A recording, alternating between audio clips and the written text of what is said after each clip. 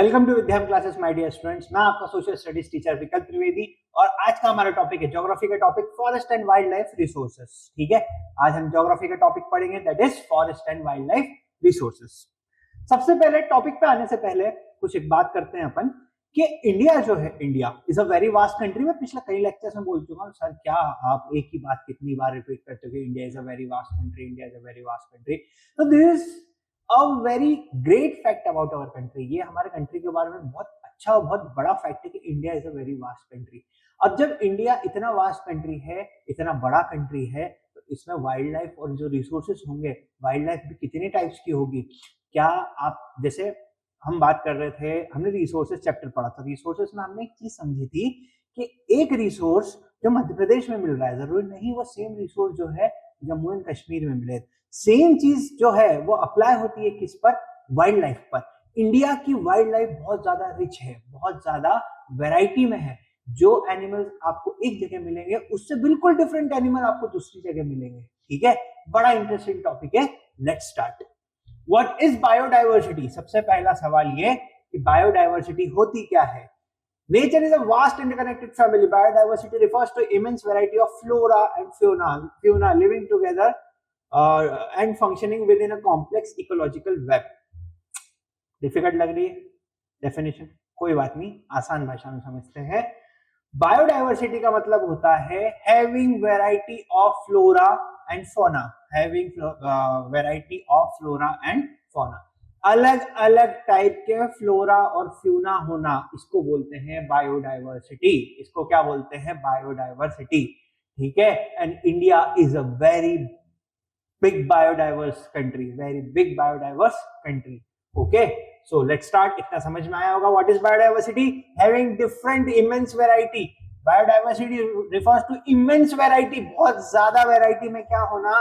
Flora and fauna. क्या होना? Flora and fauna. Flora मतलब प्लांट्स, फोना मतलब animals. Okay, let's start. Okay, flora and fauna in India, main topic हमारा। India का फ्लोरा और फ्लोरा क्या बोलता है? कितने परसेंट इंडिया में फ्लोरा फ्लोरा होता है, कितने परसेंट इंडिया में बायोडाइवर्सिटी? यहाँ पर मैंने बड़े बड़े अक्षरों में लिख रखा है, India has 8% of global biodiversity. Total global biodiversity में से 8% किसके पास है? इंडिया के पास है। INDIA, इंडिया के पास है। ठीक है, अब बोलोगे सर 8%, तो ये 8% बहुत होता है। टोटल बायोडाइवर्सिटी, वर्ल्ड की टोटल बायोडाइवर्सिटी में से ये 8% जो होता है वो क्या होता है? बहुत होता है। तो इंडिया की बायोडाइवर्सिटी सबसे पहले याद रखेंगे हम, कितने परसेंटेज है? 8% ऑफ टोटल बायोडाइवर्सिटी। अब समझते हैं इंडिया इकोलॉजिकल वेल्थ। इंडिया की इकोलॉजिकल वेल्थ क्या है? ठीक है, हम कितने रिच है वाइल्ड लाइफ के हिसाब से, रिसोर्सेज के हिसाब से। India is extremely rich in biological diversity. It holds nearly 8% of world's total species. ठीक है, दुनिया की टोटल स्पीशीज जो है एनिमल्स और प्लांट्स की, उसमें से 8% जो है वो इंडिया में मिलते हैं। समझ रहे हो कितनी बड़ी बात है? टोटल स्पीशीज, प्लांट्स की भी और एनिमल्स की भी, उसमें से जो 8% है वो कहां मिलते हैं? इंडिया में मिलते हैं। estimated at 1.6 million, estimated at 1.6 million species of plants and animals are found in India. India में दुनिया की जितनी भी टोटल स्पीशीज है प्लांट्स और एनिमल्स की, उसमें से 1.6 मिलियन स्पीशीज इंडिया में मिलती है। इसीलिए मैं रिपीट नहीं कर रहा था बार बार, इसीलिए मैं बार बार बोल रहा था India is a very vast country. अब आई बात समझ में? We are home to approximately 81,000 species of flora and 47,000 species of fauna. 81,000 species जो है वो किसकी मिलती है हमको? फोना की, और 47,000 स्पीशीज फ्लोरा की। मतलब पेड़ पौधे की जो स्पीशीज है ना, पेड़ पौधे प्लांट्स, इनकी 47,000 स्पीशीज इंडिया में मिलती है। 47,000। और एनिमल्स की कितनी स्पीशीज मिलती है? एनिमल्स की मिलती है 81,000। Fact to be remembered. ठीक है, 81,000 स्पीशीज जो है एनिमल्स की, और 47,000 स्पीशीज किसकी मिलती है हमको? प्लांट्स की। कहां पर? इंडिया में। अब मिलियन बिलियन में बात करें तो 1.6 मिलियन स्पीशीज जो है वो आपको मिलती है। और टोटल बायोलॉजिकल जो डाइवर्सिटी हमारी, उसमें से हमारा कितना परसेंटेज है? 8% है। कितना परसेंट है हमारा? 8% है। Okay, let's move. IUCN classification. अभी IUCN जो होता है इंस्टीट्यूशन होता है जो क्लासिफाई करता है वाइल्ड लाइफ एंड रिसोर्सेज को, तो समझते हैं उसने कैसे कर रखा है। देखो होता क्या है, आपने एक वर्ड हो सकता है सुना हो ना भी सुना हो, मैं बता देता हूं, पोचिंग। पोचिंग का मतलब होता है इलीगल हंटिंग। पोचिंग का मतलब क्या होता है, इलीगल हंटिंग, ठीक है। ये हंटिंग जो थी ये एक टाइम पे इतनी प्रेवलेंट थी और इतनी कॉमन थी कि इसने कई जो एनिमल्स की स्पीशीज है उनको तो एक्सटिंक्ट ही कर दिया। टाइगर्स, जैसे टाइगर्स जो है tigers were almost extincted. Tiger एक प्रोजेक्ट चलाया गया, सेव टाइगर प्रोजेक्ट, है ना, उसके तहत जो है उसके अंडर जो टाइगर्स को क्या किया गया, रिवाइव किया गया। जैसे अभी तुमने सुना होगा कुछ सालों पहले कूनो नेशनल पार्क में चीता लेके आए थे अफ्रीका से, और वो चीता जो छोड़े गए थे। तो क्या चीता इंडिया में नहीं मिलते थे? मिलते थे। इसी हंटिंग ने, इसी पोचिंग ने उसको क्या कर दिया, खत्म कर दिया था, ठीक है। और उसी ऑलमोस्ट उसी एक्सटिंक्शन पे हमने किसको पहुंचा दिया, ऑलमोस्ट उसी एक्सटिंक्शन पे हंटिंग कर करके हमने टाइगर्स को पहुंचा दिया था। लेकिन we are successfully revive the tiger species in India. Okay, so समझते हैं। सबसे पहले होता है एंडेंजर्ड स्पीशीज और दूसरा होता है vulnerable species. Species facing high risk of extinction और survival is difficult, negative factors continue operating, ठीक है। डिफिकल्ट से डेफिनेशन में समझा देता हूं। वो स्पीशीज जिनके खत्म होने के बहुत ज्यादा क्या है, चांसेस है, जिनके खत्म होने के क्या है, बहुत ज्यादा चांसेस है, वो कॉन्स्टेंटली खत्म होने की तरफ बढ़ रहे हैं, कॉन्स्टेंटली एंड रैपिडली खत्म होने की तरफ बढ़ रहे हैं, उसको बोलते हैं एंडेंजर्ड स्पीशीज। दूसरे होते हैं vulnerable species. Population has declined rapidly to levels like they are move to endangered category soon. ये वो स्पीशीज होते हैं जो अभी तक एंडेंजर्ड नहीं है लेकिन काफी जल्दी एंडेंजर्ड हो जाएंगे। एंडेंजर्ड स्पीशीज खत्म हो रहे हैं, खत्म होने की तरफ आगे बढ़ रहे हैं। दूसरे कौन से हैं, वल्नरेबल स्पीशीज। वल्नरेबल स्पीशीज अभी तक एंडेंजर्ड नहीं है लेकिन एंडेंजर्ड होने की तरफ बहुत तेजी से आगे बढ़ रहे हैं। देखते हैं इसमें क्या क्या आता है। Examples, Indian rhino. Indian rhino देखो एंडेंजर्ड है, बहुत कम मिलता है, नॉर्थ ईस्ट में ही मिलता है लेकिन वहां पे भी वो बहुत कम हो गया है। Reason, hunting, very bad thing.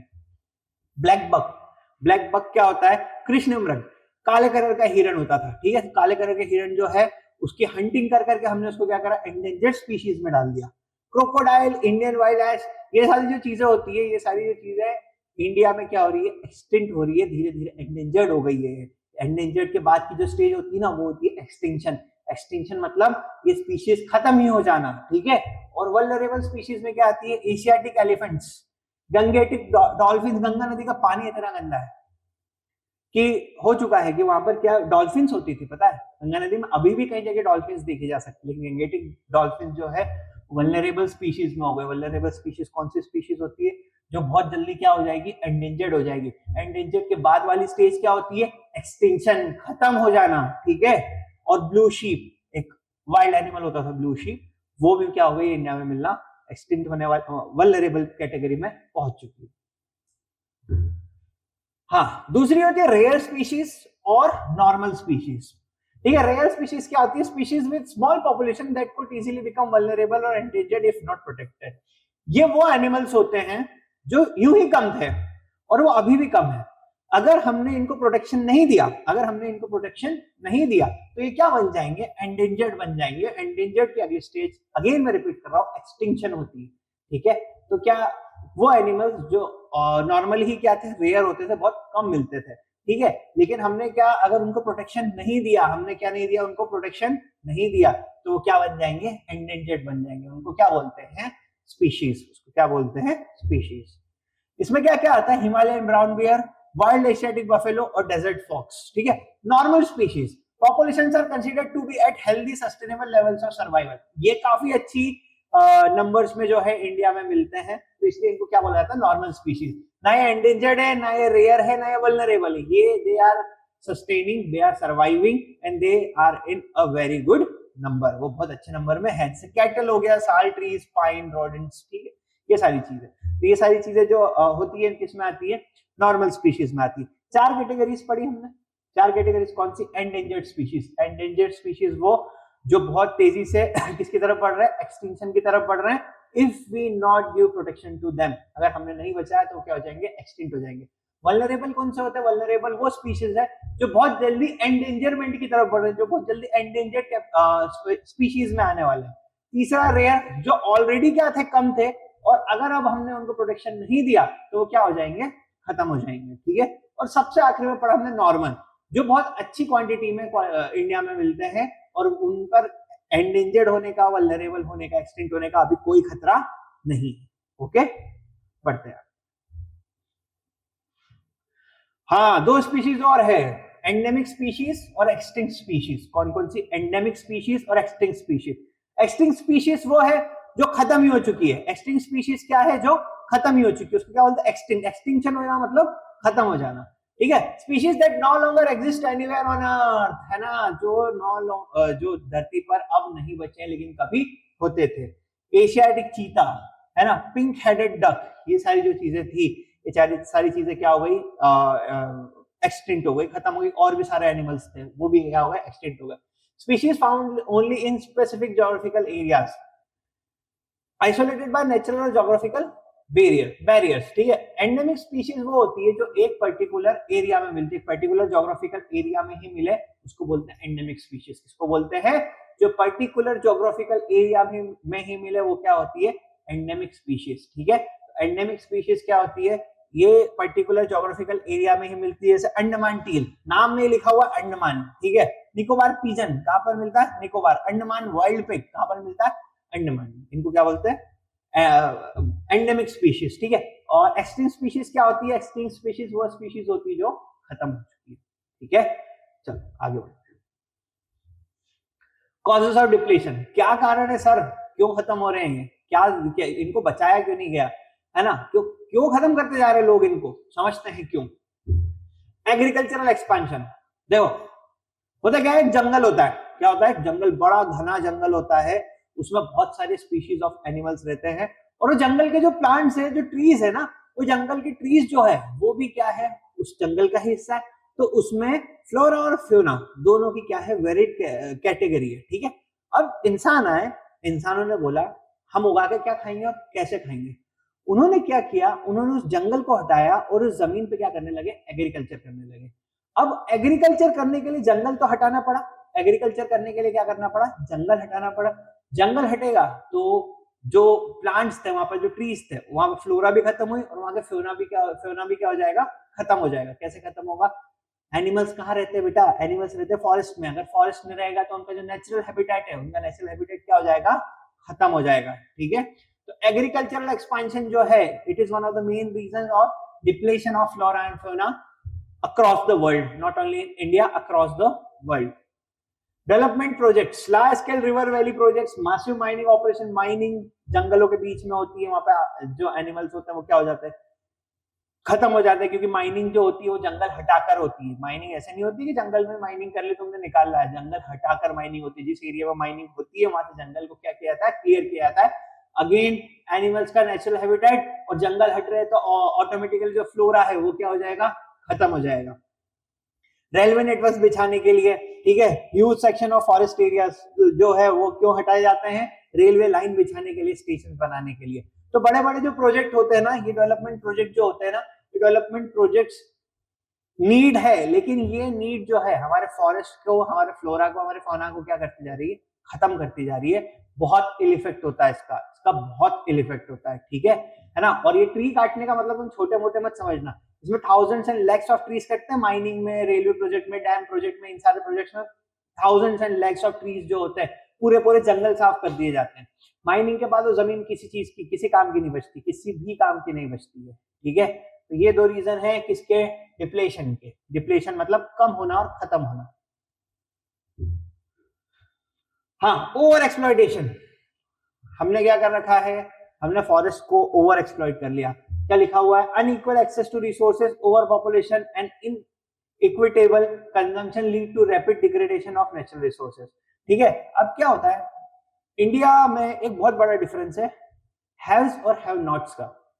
Haves और हैव नॉट्स की क्या होते हैं सर? हैव्स और हैव नॉट्स, आप तो ग्रामर ही गलत बोल रहे हैं, हैव के साथ एस लगता है क्या? नहीं, देखो ये टर्म है हैव्स और हैव नॉट्स। उसमें होता क्या है? हैव्स वो लोग होते हैं जिनके पास क्या होता है? जिनके पास सारे रिसोर्सेज का क्या होता है? एक्सेस होता है। और हैव नॉट्स वो होते हैं जिनके पास बेसिक रिसोर्सेज का भी कोई एक्सेस नहीं होता, ठीक है। ये होती है हैव्स और ये होता है हैव नॉट्स। तो हमारे यहाँ जो रिसोर्सेस है, रिसोर्सेस पर इक्वल डिस्ट्रीब्यूशन नहीं है, इक्वल एक्सेस नहीं है। तो हमारा कॉन्स्टिट्यूशन तो बोलता है कि जितने भी रिसोर्सेस होंगे उन पर सबका क्या होगा, समान अधिकार होगा, इक्वल एक्सेस होगा, इक्वल राइट होगा। लेकिन ऐसा प्रैक्टिकली पॉसिबल नहीं दिख रहा है इंडिया में। ऐसा प्रैक्टिकली पॉसिबल दूसरे कंट्रीज में भी, जिनके पास पैसा है उनको जो है हर रिसोर्स पे क्या है, एक्सेस है। तो सेम वे में वो क्या करते हैं, माइनिंग प्रोजेक्ट के लिए जंगलों में घुसते हो, जंगल को क्या कर देते हैं, पूरी तरह खत्म कर देते हैं, जंगलों को क्या करते हैं, पूरी तरह खत्म कर देते हैं। ठीक है। ओवर पॉपुलेशन, जितनी पॉपुलेशन बढ़ेगी उतनी ज्यादा एग्रीकल्चर लैंड लगेगी हमको, जितनी पॉपुलेशन बढ़ेगी उतनी ज्यादा हमको वो लैंड लगेगी जो कि किसके लिए यूज होती है, रहने के लिए यूज होती है। ठीक है। तो हम क्या करते हैं, जमीन जंगल हटाते हैं, फिर खेती बढ़ाते हैं। देखो सबसे पहले जंगल था, फिर खेती आई, वो खेती को भी हटा के हम क्या कर देते हैं, वहां पर कॉलोनी बना देते हैं, वहां पर घर बना देते हैं। क्यों? क्योंकि पॉपुलेशन बढ़ती जा रही है। आई बात समझ में? हाँ। और जो हम हमारा कंजम्पशन है, अगर पॉपुलेशन बढ़ेगी तो चीजों का और रिसोर्सेज का कंजम्पशन भी बढ़ेगा ना। आज आपके घर में 4 लोग, ठीक है, कल 4 से 8 हुए, तो जो रिसोर्स होंगे, रिसोर्सेज का कंजम्पशन भी बढ़ेगा ना। आई बात समझ? Okay. Direct environmental harm, activities like uncheck poaching, illegal hunting, excessive hunting. Poaching, देखो पोचिंग क्या होता है, पोचिंग में है ना, जो एनिमल्स होते हैं ना उनको पकड़ते तो क्या हंट करते हैं, और उनके बॉडी पार्ट्स जो है ना उनको बेचा जाता है। जैसे हाथी होता है ना, एलिफेंट जो होता है, एलिफेंट को उसके दांतों के लिए हंट किया जाता है, उसको फिर हाथी के जो दांत होते हैं उन दांतों को क्या किया जाता है, इलीगली बेचा जाता है। That is called as poaching. Excessive hunting, chemical environmental pollution, नदियों में, हमारी नदियों की हालत पता है, उसमें क्या मिलता जा रहा है, केमिकल मिलता जा रहा है। केमिकल मिलने के कारण क्या हो रहा है, वो पॉल्यूट होती जा रही है। क्या होती जा रही है? वो पॉल्यूट होती जा रही है। और पॉल्यूशन जो है वो एनवायरमेंटल डिग्रेडेशन का बहुत बड़ा रीजन बन चुका है। ठीक है। हाँ, अब देखो गवर्नमेंट ने क्या करा है, गवर्नमेंट ने जो रिसोर्स अपने जो फ्लोरा और फौना जो है, जो हमारा बायोडाइवर्सिटी है, उसको बचाने के लिए कुछ प्रोजेक्ट शुरू करे। गवर्नमेंट को भी लगा कि हमको क्या करना चाहिए, इसको प्रिजर्व करना बहुत जरूरी है, हमको नेचर से बैलेंस बना के चलना पड़ेगा, इसलिए बहुत ज्यादा क्या है, जरूरी है। तो उन्होंने कुछ प्रोजेक्ट्स लॉन्च किए, उन्होंने कुछ स्कीम्स लॉन्च की, उन्होंने कंजर्वेशन के प्रोजेक्ट्स लॉन्च किए। वो कौन कौन से थे, मेन देखेंगे हम। इंडियन वाइल्ड लाइफ एक्ट है ना, 1972 में सबसे पहला प्रोजेक्ट लॉन्च हुआ, that is Indian wild life act. कौन सा? इंडियन वाइल्ड लाइफ एक्ट, है ना। तो जितने भी नेटिव हैबिटेट्स थे, मतलब एनिमल्स के जितने भी, जो जहां एनिमल रहता था उसको सेफ गार्ड करने के लिए इंडियन वाइल्ड लाइफ एक्ट क्या किया गया, पास किया गया। ठीक है। यहाँ पर एनिमल्स के हैबिटेट्स को बचाने के लिए, उनके घरों को बचाने के लिए क्या किया गया, इस एक्ट को पास किया गया। कब? 1972 में। कौन सा act? Indian wild life act. क्यों किया गया? एनिमल्स के हैबिटेट्स को बचाने के लिए। 1973 में प्रोजेक्ट टाइगर लॉन्च किया। क्या 1973 में क्या लॉन्च किया? Project tiger. किसको बचाने के लिए? टाइगर को बचाने के लिए। टाइगर्स की हंटिंग इतनी हो गई थी कि टाइगर्स ऑलमोस्ट एक्सटिंक्ट हो गए थे, हमने टाइगर को इस प्रोजेक्ट के थ्रू बचाया। किस प्रोजेक्ट के थ्रू? प्रोजेक्ट टाइगर के थ्रू। ये कब शुरू हुआ था? ये शुरू हुआ था 1973 में। ठीक है। 1980 और 1986 में हमने hundreds of insect species added to official protected list. हमारे यहाँ इंसेक्ट्स भी जो है वो 1980 और 1986 में इंसेक्ट्स को भी इसमें किया गया, प्रोटेक्टेड लिस्ट में डाला गया कि ये इंसेक्ट जो है ये रेयर है और इसको प्रोटेक्शन की जरूरत है। इंसेक्ट्स को भी हमने 1980 और 1986 में किया। 1991 में हमको याद आई प्लांट्स की। 1991 में क्या याद आई हमको? प्लांट्स की। सबसे लास्ट में जाकर 1991 में जाकर हमने किसको इंक्लूड किया? प्लांट्स को इंक्लूड किया कि इसको, इनको भी किसकी जरूरत है? कंजर्वेशन की। सबसे पहला कब का था? 1972 में। इसमें जो नेचुरल हैबिटेट्स है एनिमल का, उनको बचाने के लिए क्या किया गया, चीजें की गई। दूसरा प्रोजेक्ट टाइगर। दूसरा क्या? Project tiger. प्रोजेक्ट टाइगर क्यों किया गया? किसको बचाने के लिए? टाइगर्स को बचाने के लिए। 1980 और 1986 में हमने उसमें इंसेक्ट्स भी इंक्लूड किए। क्या इंक्लूड किए? इंसेक्ट्स। और 1991 में हमने किसको इंक्लूड करा उसमें? प्लांट्स को, कि प्लांट्स को भी किसकी जरूरत है? कंजर्वेशन की जरूरत है। आई बात समझ? बहुत रेयर टाइप के प्लांट जो है इंडिया में मिलते हैं, जिनका आयुर्वेदिक यूजेज भी होता है और जिनका और अदर यूजेज भी होता है। ठीक है। इसलिए उनको कंजर्व करना क्या है, बहुत ज्यादा जरूरी है। ठीक है। आगे बढ़ते हैं। Forest types in India. Indian government ने क्या किया? इंडियन गवर्नमेंट ने फॉरेस्ट के टाइप्स में डिवाइड कर दिया, है ना, कि एक फॉरेस्ट जो है इसमें किस लिमिट तक किसकी एंट्री होगी, फिर एक लिमिट तक किसी की भी एंट्री नहीं होगी, और जो कॉमन लोग है वो कहां तक जा सकते हैं, तो वो सब समझते। सबसे पहला रिजर्व फॉरेस्ट। सबसे पहला क्या? Reserve forest. This cover over half of India total forest land. Reserve forest जो है, जो इंडिया की टोटल फॉरेस्ट लैंड, कौन सी? टोटल फॉरेस्ट लैंड, मतलब इंडिया के इंडिया में जितना भी फॉरेस्ट है उसकी टोटल फॉरेस्ट लैंड जो है ना उसमें आधी जो है वो क्या है, रिजर्व फॉरेस्ट है। वो क्या है, reserve forest. They represent the most protected category for the strict conservation of timber and essential wild life. Plants को और एनिमल्स को बचाने के लिए वहां पर जो प्रोटेक्टेड फॉरेस्ट है, इन प्रोटेक्टेड और वो कौन से, वो प्रोटेक्टेड फॉरेस्ट जो है ना, सॉरी रिजर्व फॉरेस्ट जो है ना, उन रिजर्व फॉरेस्ट में आधी से ज्यादा इंडियन फॉरेस्ट आते हैं। क्या आते हैं? आधे से ज्यादा इंडियन फॉरेस्ट। देख रहे हो कि हमारे पास कितनी रेयर चीजें हैं, कितने रेयर एनिमल्स है, कि आधे से ज्यादा फॉरेस्ट तो हमने किस में कर रखा है, रिजर्व कैटेगरी में। किस कैटेगरी में?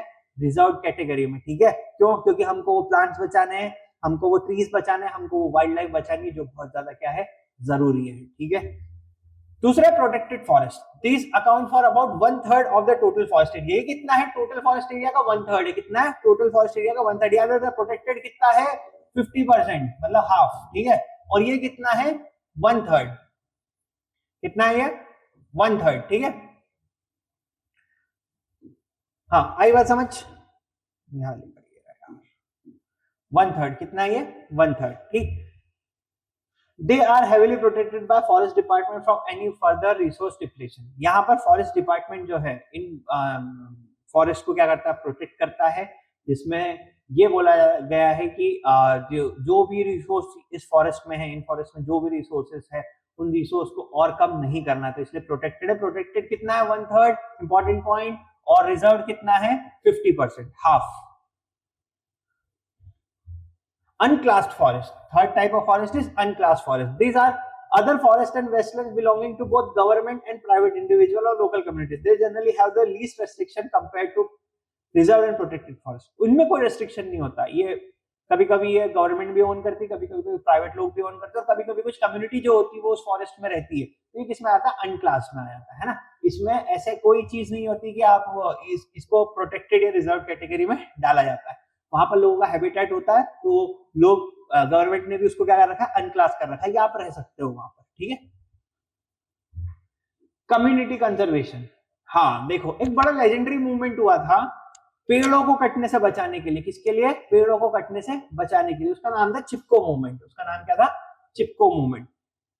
नाम समझ में आ रहा होगा। चिपकना मतलब ये क्या होता था कि जब पेड़ काटने लोग आते थे ना, तो जो लेडीज होती थी, जो गांव के लोग होते थे, गांव के जितने लोग होते थे, पेड़ों से ऐसा हक करके उससे चिपक जाते थे बिल्कुल, कि अगर पेड़ कटेगा तो पहले हम कटेंगे और फिर पेड़ कटेगा। देखो उनमें कितना इंटेंस लव था नेचर के लिए, कि उनको पता था, वो भले ही गांव के लोग थे, भले इधर उधर के लोग थे, मतलब, लेकिन फिर भी उनको पता था कि हमारे लिए हमारे फॉरेस्ट जो है वो क्या बहुत इंपॉर्टेंट है। ठीक है, तो क्या था Chipko movement? Initiated in the Himalayas, this movement successfully resisted widespread deforestation. रोक लिया था उन्होंने by literally hugging trees to protect them from loggers. Loggers मतलब पेड़ काट के लकड़ी बनाने वाला, मतलब लकड़ी का जो गट्ठर होता है ना, उसको बोलते हैं लॉग। एक पेड़ काटा तो उसमें जो लकड़ी निकलेगी वो लॉग के फॉर्म में निकलती है। लॉगर्स मतलब लकड़ी काटने वाले।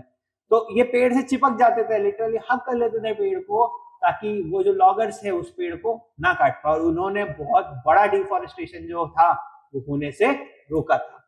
बीज Bachao Andolan, farmers in Tehri demonstrated that adequate level of diversified crop production without use of synthetic chemicals are both viable and economically profitable.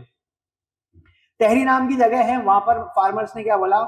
हमें फार्मर्स ने बोला हम केमिकल फर्टिलाइजर्स यूज नहीं करेंगे। क्या यूज नहीं करेंगे? हम केमिकल फर्टिलाइजर्स यूज नहीं करेंगे। तेहरी के किसानों ने बोला कि हम दिखाएंगे कि बीज जो है उसको और नेचुरल चीजों को, नेचुरल जो खाद होती है उसको यूज करके हम खेती करके दिखाएंगे। और उन्होंने करके दिखाया, उन्होंने केमिकल फर्टिलाइजर्स यूज नहीं करे। तो these were the two important movements. Joint forest management, JFM। Joint forest management क्या होता है? देखो सबसे पहले तो ओडिशा ने इंट्रोड्यूस किया था 1988 में। इन्होंने क्या किया? जो कम्युनिटीज फॉरेस्ट में रहती थी या फॉरेस्ट के आसपास रहती थी, उन कम्युनिटीज को अपने साथ लेकर ट्रेनिंग दी, उन कम्युनिटीज को अपने साथ बिठाकर समझाया कि हमको फॉरेस्ट जो है वो क्या करना है? कंजर्व करना है। उनको अच्छे से ट्रेनिंग दी गई, उनको अच्छे से बताया गया, उनको अच्छे से समझाया गया। उन लोगों को भी पता था, जो इस जॉइंट फॉरेस्ट मैनेजमेंट में जो कम्युनिटीज थी वहां के लोगों को भी पता था कि अगर ये फॉरेस्ट है तो ही हम है, हमारी पहचान इस फॉरेस्ट से, हमारा सर्वाइवल जो इस फॉरेस्ट से। तो ये बहुत अच्छा एग्जांपल है कि कैसे गवर्नमेंट और लोग मिलके हमारी इकोलॉजी को बचा सकते हैं, हमारी बायोडाइवर्सिटी को बचा सकते हैं कंप्लीट डिप्लेशन से, कंप्लीट एक्सटिंक्शन से। इसके लिए लोगों को ट्रेनिंग देना पड़ती है, इसके लिए लोगों को कॉन्फिडेंस में लाना पड़ता है, इसके लिए लोगों को उस फॉरेस्ट को, उस किसी एनिमल को, किसी पर्टिकुलर बायोडाइवर्सिटी को बचाने के लिए क्या करना पड़ता है, कॉन्फिडेंस में लाकर ट्रेनिंग देनी पड़ती है, एंड पीपल विल प्रोटेक्ट। ये प्रोग्राम जो था काफी सक्सेसफुल हुआ था। The JFM program furnishes a good example for involving local communities in protection management and restoration of degraded forest. देखो restoration भी किया उन्होंने, जहां पर फॉरेस्ट खत्म हो चुके थे वहां पर फॉरेस्ट का क्या किया गया, रिस्टोरेशन किया गया, उन्होंने फॉरेस्ट वापस उगाया, उन्होंने प्रोटेक्शन तो किया, उसके साथ साथ मैनेजमेंट भी किया, और तीसरी चीज उन्होंने क्या करी, रिस्टोरेशन भी किया फॉरेस्ट का। ठीक है, It acknowledges the traditional rights and grants access to non-timber forest produce in return for conservation efforts. वहां पर जो फॉरेस्ट से जो चीजें निकलती थी, फॉरेस्ट में बहुत सारी चीजें होती, फ्रूट्स होते हैं, कई प्रकार की मेडिसिन होती है, कई प्रकार के प्लांट्स होते हैं जो आयुर्वेद में यूज होते हैं, कई सारी चीजें होती है। तो इन्होंने क्या बोला सरकार ने कि आप हमको वो लाके दो, टिम्बर नहीं कटना चाहिए, पेड़ कटना नहीं चाहिए, आप जहां से प्लांट्स वगैरह है वो एक्सट्रैक्ट करके लाओगे, हम वो लेंगे, और बदले में आप क्या करना, प्रोटेक्ट भी करना है इसको। कम्युनिटीज ने किया और ये काफी सक्सेसफुल हुआ। और ये जो ट्रेनिंग है, मैं तो कहता हूँ ये ट्रेनिंग जो है हर कम्युनिटी को मिलनी चाहिए, देना चाहिए। Okay, let's start with multiple choice question. Which of the following is considered as extinct species? इसमें से किसको extinct species माना गया है? Blue sheep, Asiatic cheetah, black buck या इंडियन राइनो? यहाँ पर सवाल एंडेंजर्ड का और इन सारी चीजों का नहीं है कि एंडेंजर्ड स्पीशीज कौन सी है या हमारी वल्नरेबल स्पीशीज कौन सी। यहाँ पर सीधा सीधा क्या पूछा गया है, एक्सटिंक्ट स्पीशीज। ठीक है, तो इसमें से कौन सी, ब्लू शीप या एशियाटिक चीता या ब्लैक बग या इंडियन राइनो? हाँ, तो ब्लू शीप जो थी वो तो एक्सटिंक्ट नहीं हुई थी, वो वल्नरेबल में थी, है ना। ब्लैक बग वल्नरेबल में है, इंडियन राइनो एंडेंजर्ड में है, बचा क्या, एशियाटिक चीता। ठीक है, तभी वो कूनो नेशनल पार्क जो था, कूनो नेशनल पार्क में एशियाटिक चीता जो थे वो लाए गए थे, और चीता जो थे वो लाए गए थे और छोड़े गए। What percentage of world species is estimated to be present in India? ठीक है, वर्ल्ड स्पीशीज का जो टोटल बायोडाइवर्सिटी है उसमें से कितने परसेंट इंडिया में मौजूद है, दैट इज 8%। ठीक है, दैट इज 8%। और आप फिगर्स में बात करें, मिलियंस में बात करें, तो मिलियंस में कितना था, 1.6 मिलियन। ठीक है, project tiger was officially launch in which of the following year? Project tiger कब लॉन्च किया गया था? टाइगर को एक्सटिंक्शन से बचाने वाला जो प्रोजेक्ट था वो कब लॉन्च किया गया था? 1973 में। Okay, which Indian state has the largest area under permanent forest? ठीक है, परमानेंट फॉरेस्ट में आने वाला सबसे बड़ा एरिया किस उसमें आता है? तो द आंसर इज उत्तराखंड। ठीक है, किसमें आता है? Uttarakhand. The famous Chipko movement originate in which Indian reason या स्टेट? है ना, जो फेमस चिपको मूवमेंट था, चिपको मूवमेंट कहां पर शुरू हुआ था? चिपको मूवमेंट शुरू हुआ था उत्तराखंड में। कहां पर? उत्तराखंड में। Let's start with subjective questions. What is biodiversity? Explain why biodiversity is extremely important for human life and ecosystem. Biodiversity क्या होती है?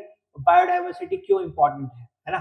तो ये हमारा important, it is an important question. ये important question है। Explain the in detail which various categories in which plants and animals are special. Plants और animals को किन कैटेगरी में वो किया गया है, डिवाइड किया गया है, उसको हमको क्या करना था, एक्सप्लेन करना था। तो उसमें कौन कौन से आ जाते हैं?